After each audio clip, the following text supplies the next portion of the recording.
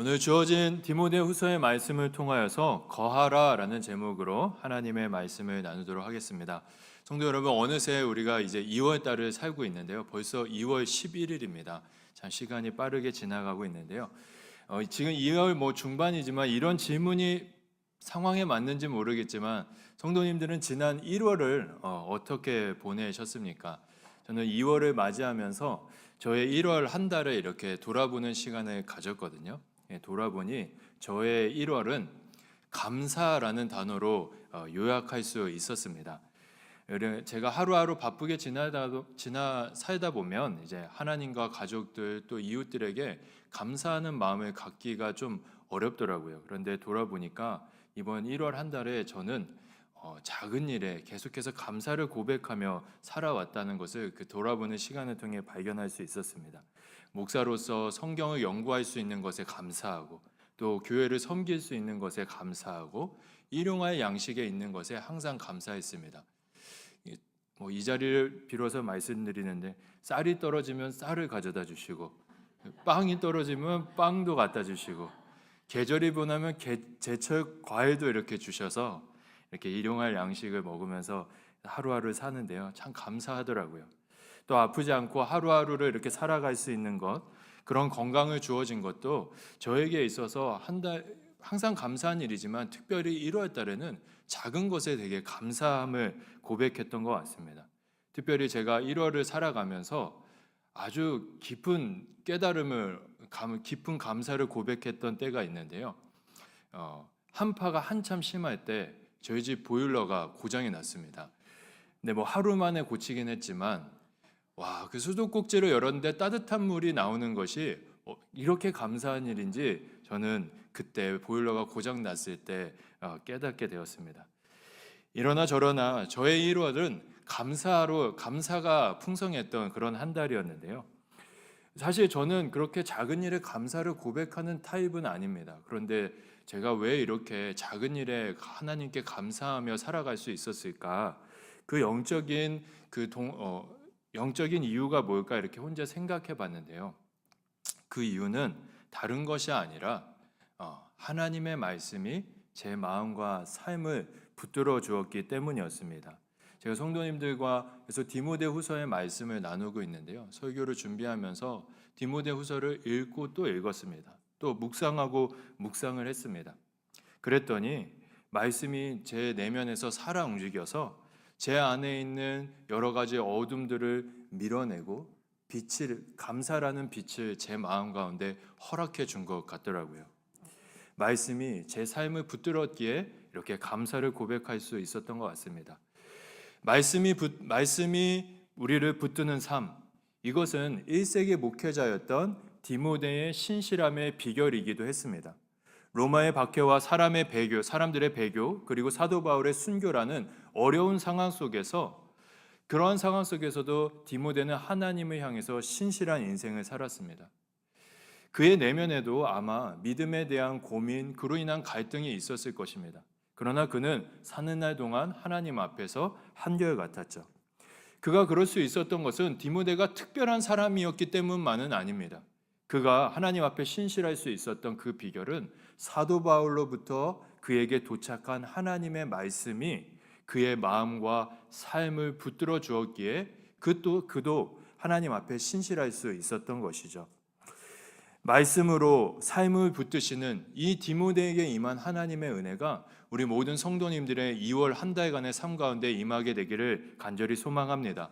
2월뿐 아니라 하나님 앞에서 살아가는 우리의 2026년이 그 모든 날들이 하나님의 말씀에 붙들린 성령 충만한 날들이 되기를 예수님의 이름으로 축복합니다.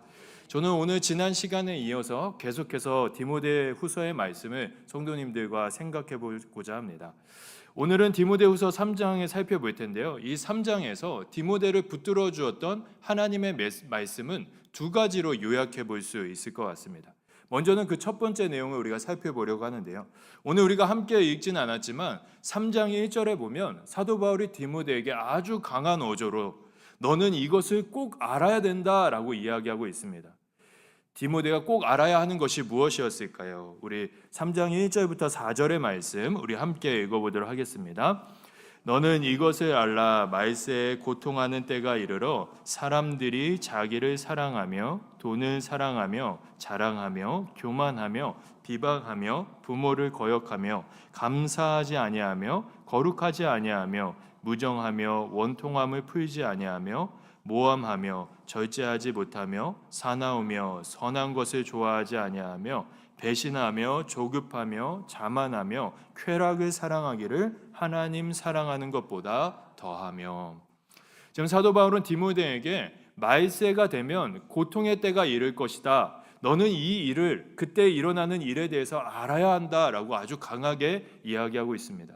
그러면서 바울은 마지막 때에 일어날 일들을 구체적으로 디모데에게 설명을 하죠. 마지막이 가까울수록 사람들은 가장 먼저 자신과 돈을 사랑하게 되고 그로 인해서 자랑과 교만에 빠질 것이라고 바울은 이야기합니다. 또 서로 비방하는 것은 기본이며 부모의 말을 거역하는 일들이 일어날 것이라고 이야기하죠. 이렇게 사람들의 마음이 어두워지다 보니 사람들의 마음에서 일상에서 감사와 거룩은 찾아볼 수 없게 됩니다. 그리고 그들의 일상은 무정함과 원통함, 무절제와 배신과 악함과 자만으로 가득하게 될 것이라고 바울은 이야기하죠. 그리고 결국에는 이 사람들이 하나님보다 쾌락을 사랑하는 허무한 삶, 무지한 삶을 살아가게 될 것이라고 바울은 디모데에게 이야기합니다. 성도님들, 이 말씀이 성도님들에게는 어떻게 다가오시나요? 저는 이 말씀을 읽을 때마다 정말 소름이 돋습니다. 그 이유는요, 2000년 전 세상을 떠나서 하나님 품에 안긴 사도 바울이 마치 오늘을 살고 있는 것처럼 우리가 살고 있는 이 시대의 모습을 아주 생생하게 설명하고 있기 때문입니다. 정말 이 말씀대로 우리가 사는 마지막 때는 하나님과 다른 흐름으로 흐르고 있죠. 그런데 성도 여러분, 여기서 우리가 꼭 알아야 하는 한 가지 사실이 있습니다. 방금 전 읽은 이 마지막 때에 대한 이 내용은요, 하나님을 알지 못하는 세상에서 일어날 것을 바울이 염두에 두고 이야기한 것이 아니라요, 하나님의 자녀라고 일컬음 받은 교회 안에서 이러한 일이 일어날 것이라고 이야기하고 있다는 것입니다. 바울은 이 악한 일들이 교회 안에서도 일어날 수 있다라고 디모데에게 이 사실을 알아야 된다라고 이야기한 것이죠. 이러한 일이 교회 안에서 일어난다는 것이 무슨 의미입니까? 교회로 부름받은 우리들, 교회로 살아가는 우리들의 삶 가운데도 이러한 일이 일어날 수 있다는 것을 경고하고 있는 것이죠. 그렇다면 바울은 이러한 말세에 일어날 일들에 대해서 왜 알아야 하냐고, 왜 알아야 하는지 디모데에게 강조해서 이야기한 것일까요? 디모데가 이것을 꼭 알아야 하는 이유가 있었는데요. 그 이유를 우리는 5절 말씀에서 발견할 수가 있습니다. 우리 5절 말씀 함께 읽어보겠습니다. 경건의 모양은 있으나 경건의 능력은 부인하니 이 같은 자들에게서 내가 돌아서라. 바울은 디모데에게 말세에 일어날 일들을 행하는 사람들로부터 돌아서야 된다라고 이야기합니다. 이 문장에서, 이 말씀에서 제가 성도님들과 주목하고자 하는 것은 돌아서라라는 표현입니다. 이 헬라어 원어를 보면요, 이 돌아서라는 표현은 방향을 등을 돌려서 다른 곳으로 가라는 의미보다는 그 악한 곳에서 피하라는 의미가 더 많이 담겨져 있다고 합니다. 그러니 이 원어의 의미를 따라서 지금까지 우리가 살펴본 1절부터 5절까지의 말씀을 의역해 보면 이런 것이죠. 디모데야, 마지막 때에 갈수록 세상은 악해질 텐데 너는 그것을 알아야 된다.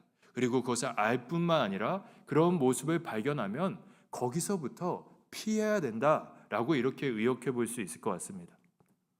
디모데는 아마 이 피하라는 사도 바울의 메시지를 마음 가운데 새기고 말세의 모습을 교회에서 발견하든 세상에서 발견할 때도 그것을 맞서 싸우기보다 그 자리를 피하려고 했을 것입니다.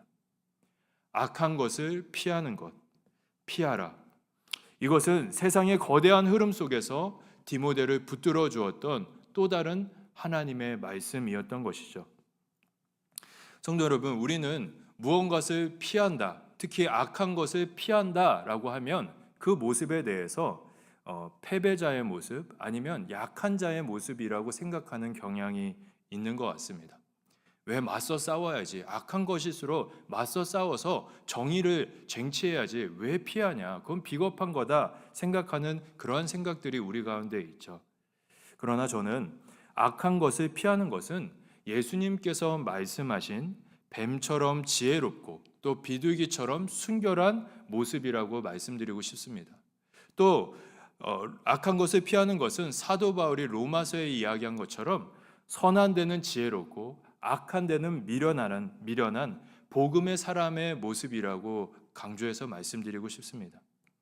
이러한 영적인 원리를 우리는 하나님의 사람인 요셉의 삶에서 발견할 수가 있습니다. 보디발의 노예로 살았던 시절 요셉은 주인인 보디발에게 굉장히 신뢰를 받았죠.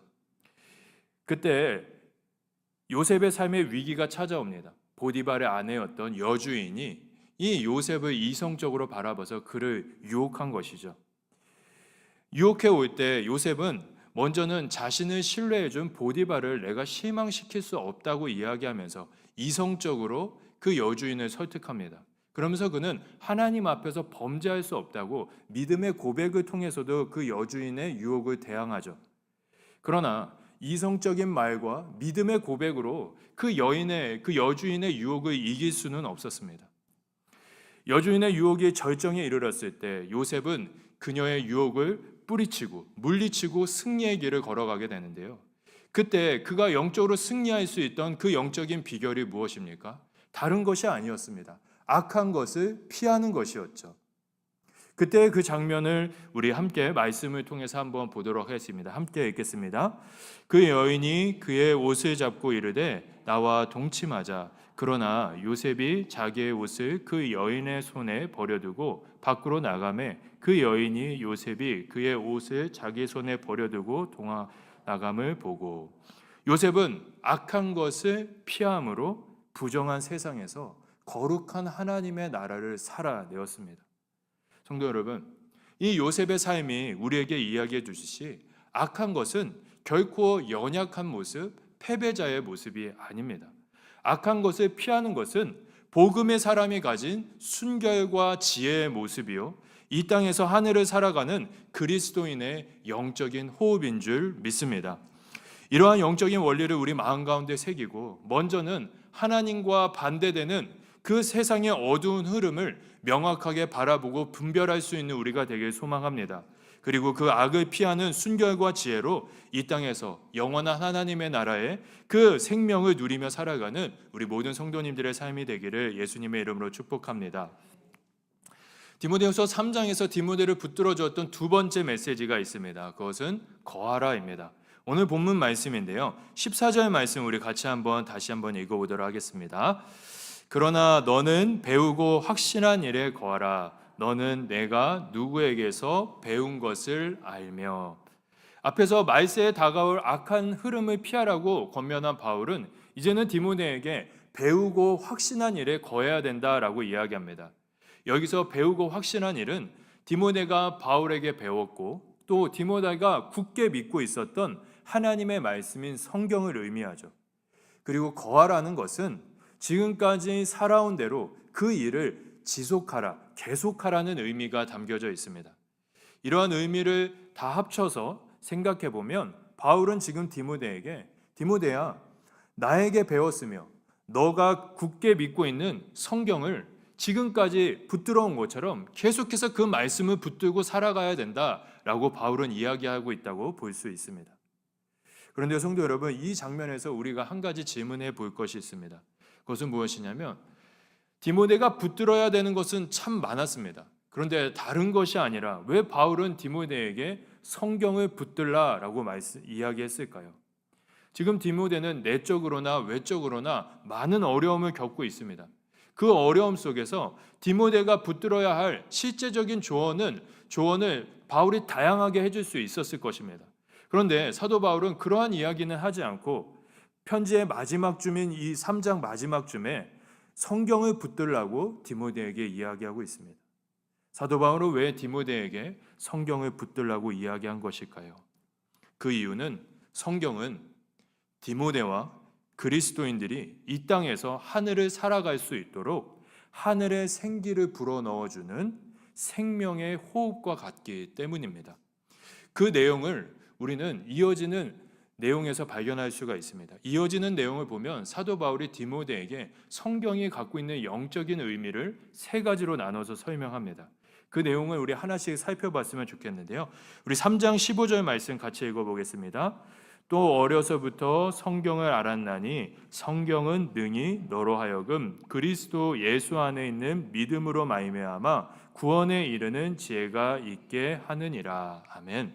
바울은 성경은 독자로 하여금 예수님을 믿는 구원에 이르는 지혜를 준다고 이야기하고 있습니다. 우리가 날이 갈수록 어두워지는 세상을 바라보며 어떤 생각이 드나요?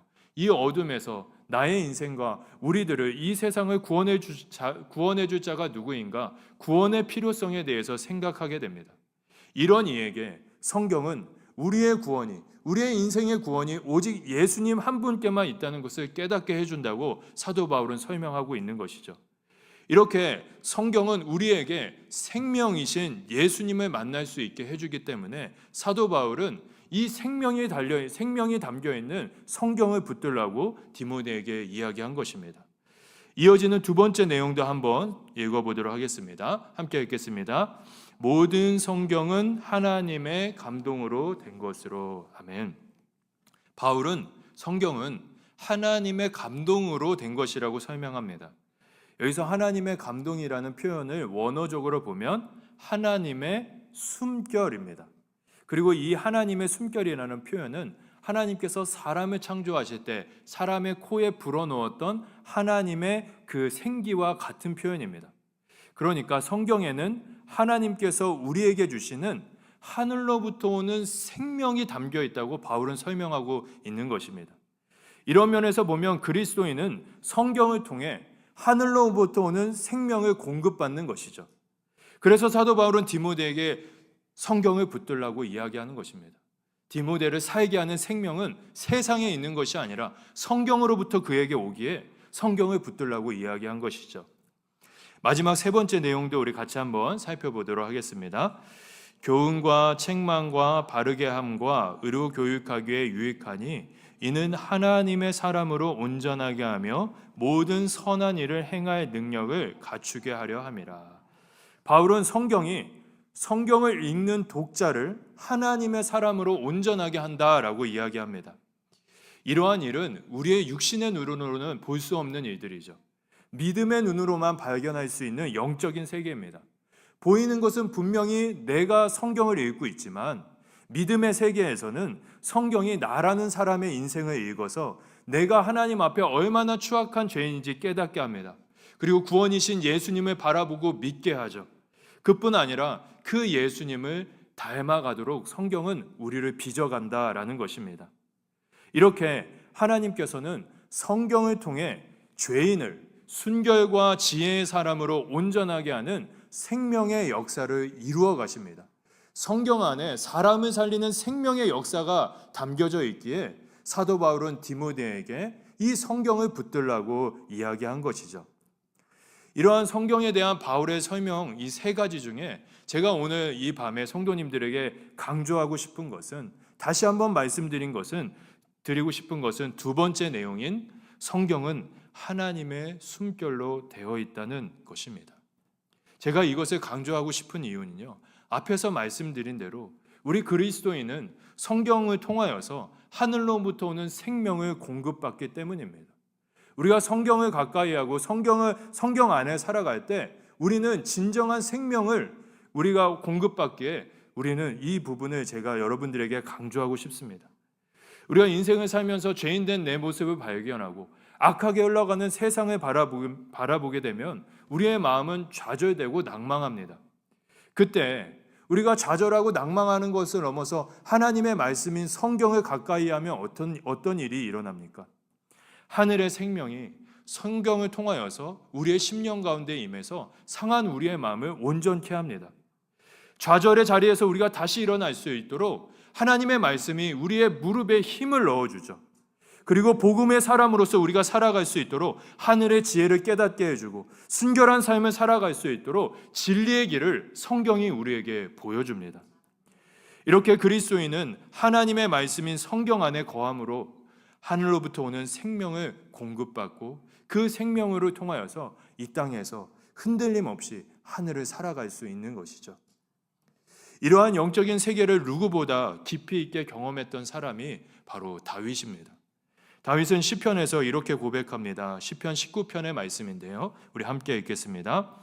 여호와의 율법은 완전하여 영혼을 소성시키며 여호와의 증거는 확실하여 우둔한 자를 지혜롭게 하며 여호와의 교훈은 정직하여 마음을 기쁘게 하고 여호와의 계명은 순결하여 눈을 밝게 하신 여호와를 경외하는 도는 정결하여 영원까지 이르고 여호와의 법도 진실하여 다 의로우니 금 곧 많은 순금보다 더 사모할 것이며 꿀과 송이꿀보다 더 달도다. 아멘.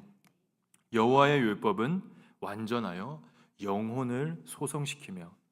성도 여러분, 이 다윗의 이 고백처럼 하나님의 말씀에는 죄로 상한 우리의 마음을 다시 살아나게 하는 생명이 가득한 줄 믿습니다.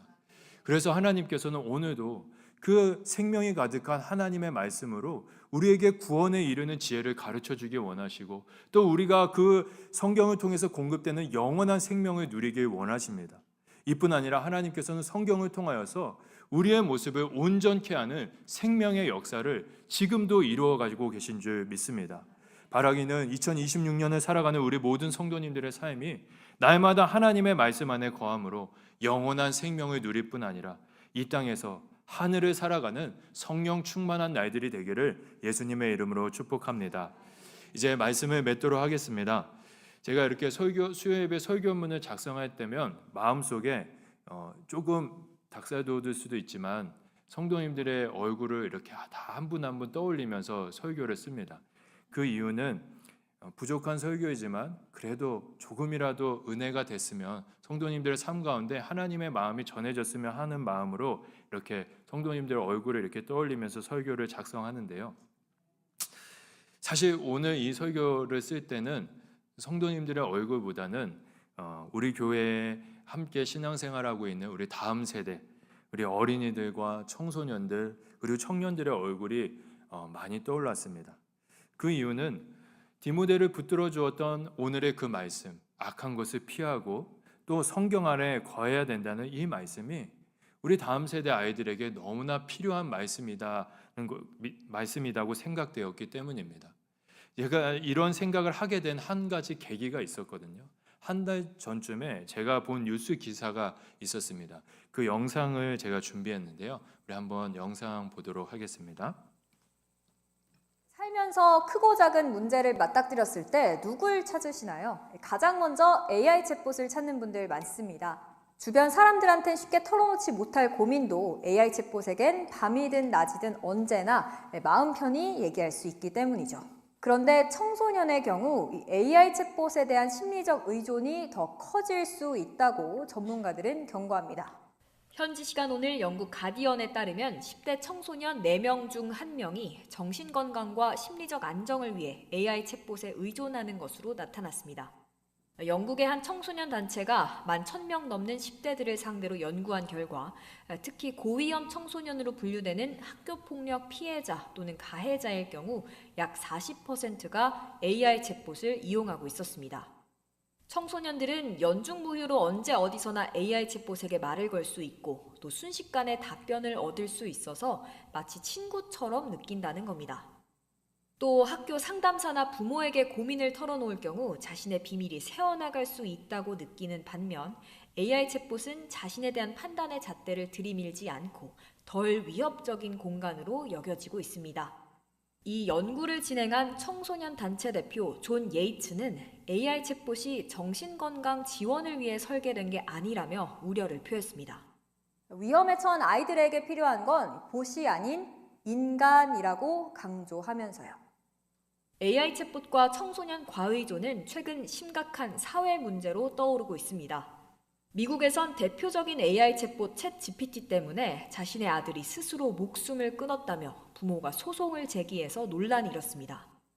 지난해 11월부터 챗 GPT를 사용한 16살 애덤 레인 군은 극단적 선택을 해 숨졌는데 애덤 군의 부모는 챗 GPT가 단순한 공감 수준을 넘어 구체적인 자살 방법까지 제시하고 부모에게 미리 말하는 것도 막았다며 지난 8월 법원에 소송을 제기했습니다.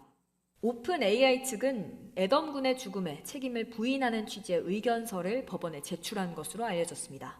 지난 7월에도 23살 샘 블린 씨가 스스로 목숨을 끊기 전 챗 GPT가 1시간 동안 메시를 주고받으며 극단적 선택을 부추겼다는 비판이 제기됐습니다.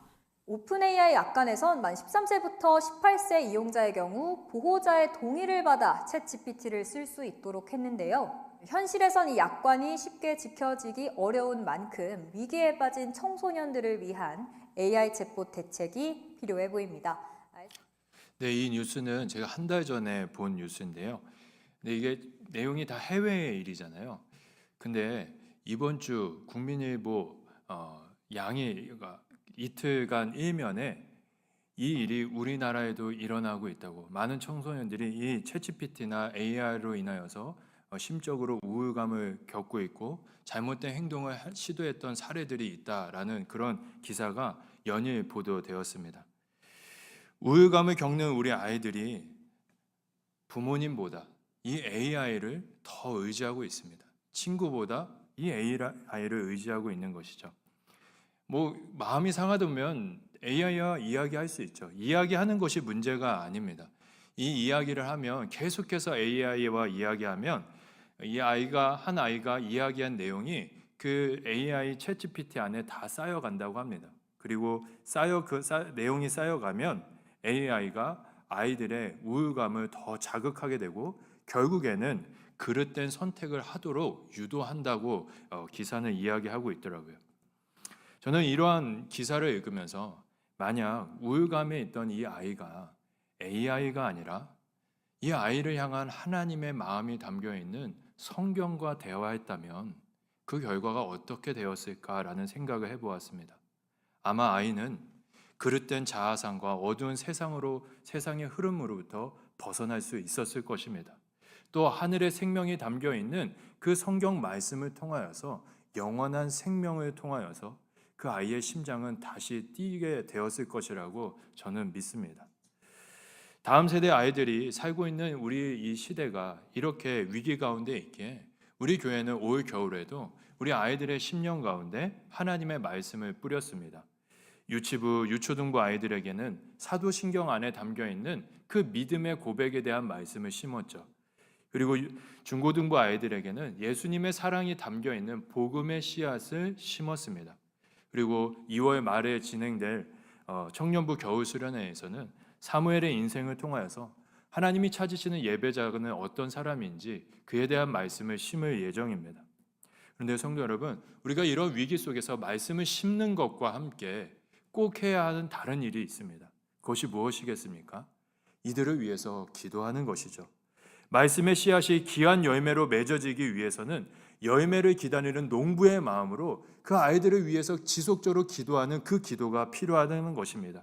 그들이 성경 안에 거하며 말씀으로 호흡할 수 있도록, 또 하나님을 떠난 세상의 흐름을 분별하고 피할 수 있는 영적인 능력을 가질 수 있도록 이 아이들을 위한 우리들의 기도가 절실하게 필요합니다. 우리가 이 아이들을 위해 기도할 때 그 기도가 이 아이들을 하나님의 사람으로 온전케 할 줄 믿습니다. 그래서 우리 한 사람 한 사람이 말씀을 붙드는 그런 삶을 살아갈 뿐 아니라 우리 다음 세대 또한 진리의 길을 걸어갈 수 있도록 말씀을 붙들고 말씀이 삶이 되는 그 삶을 위하여서 기도하는 우리 모든 성도님들의 삶이 되기를 예수님의 이름으로 축복합니다.